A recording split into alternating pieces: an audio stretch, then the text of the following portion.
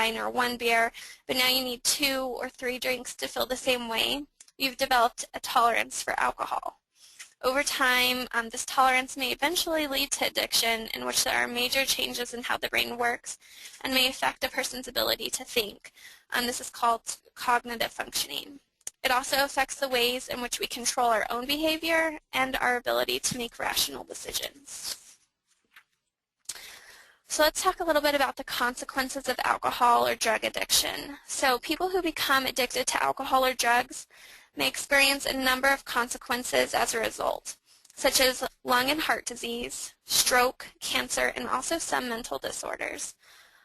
Other problems that may be experienced include relationship difficulties, legal problems, workplace issues, economic troubles, and increased risks for infectious diseases.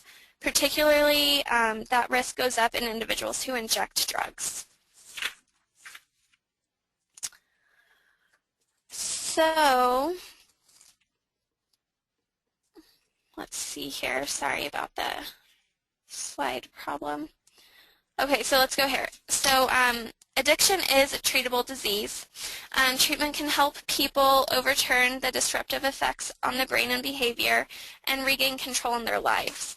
So since treatment involves changing deeply entrenched chronic behaviors, it can be a long process, and relapses are not only possible, but they're actually pretty likely. Relapse does not mean that the treatment is ineffective, but it just may require some adjustment or changes in the treatment that's being used. So treatment consisting of medications where available, also along with behavioral therapy, have been found to be the most effective. The best treatment usually helps a person adapt to the abuse of the substance, recognize and respond to cues or triggers to use the substance, and helps keep the person in treatment for the length of time it takes to modify their attitude and behaviors related to the addiction. Successful treatment also takes into account all aspects of the person. So we're all very dynamic. It includes our families, it takes into account our jobs, and then also the community in which we live. So if you're maybe worried about if you have a substance abuse problem, here are some ways to find out. Substance abuse problems can be recognized by a variety of sources. So sometimes a family member, one of your friends, or even a coworker may have concerns about a person's substance use or abuse. So primary care physicians and behavioral health specialists are trained to recognize signs and symptoms of substance abuse.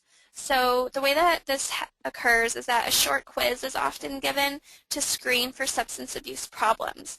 The quiz is known as the CAGE questionnaire, and it's an example of a short quiz for alcohol problems.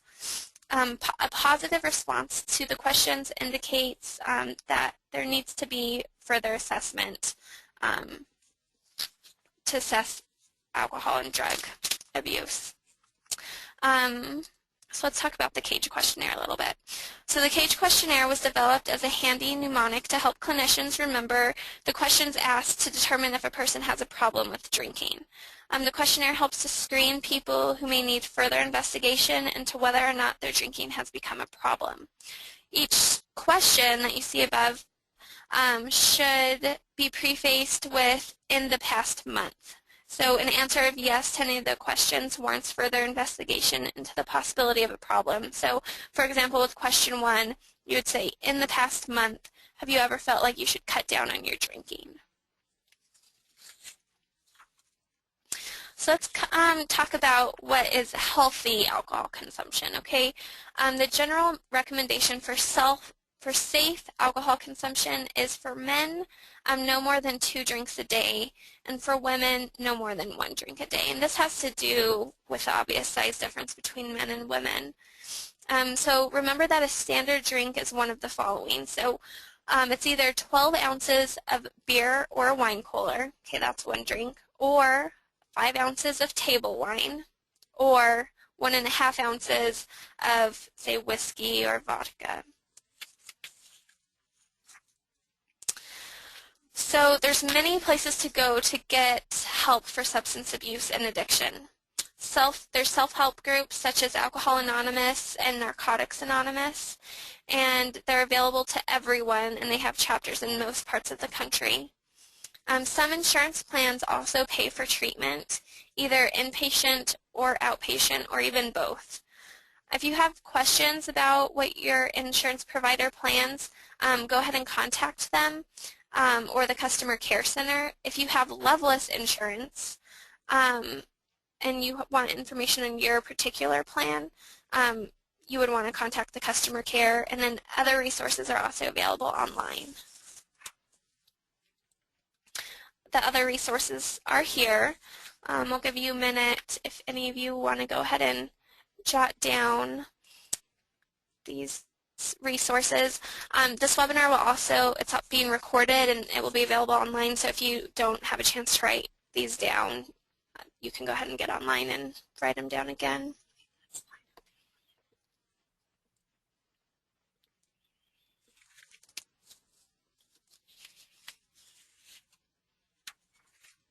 Okay, so let's just kind of recap on today.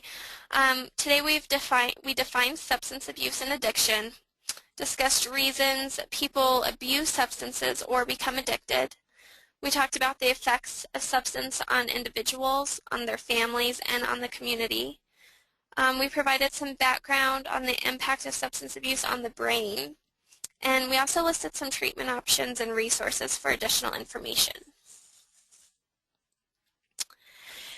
Here are some of the complimentary resources offered to Loveless Health Plan members. We offer telephone counseling for weight management, online health tools, including a health risk assessment in your health center, which is in our members only section of the website.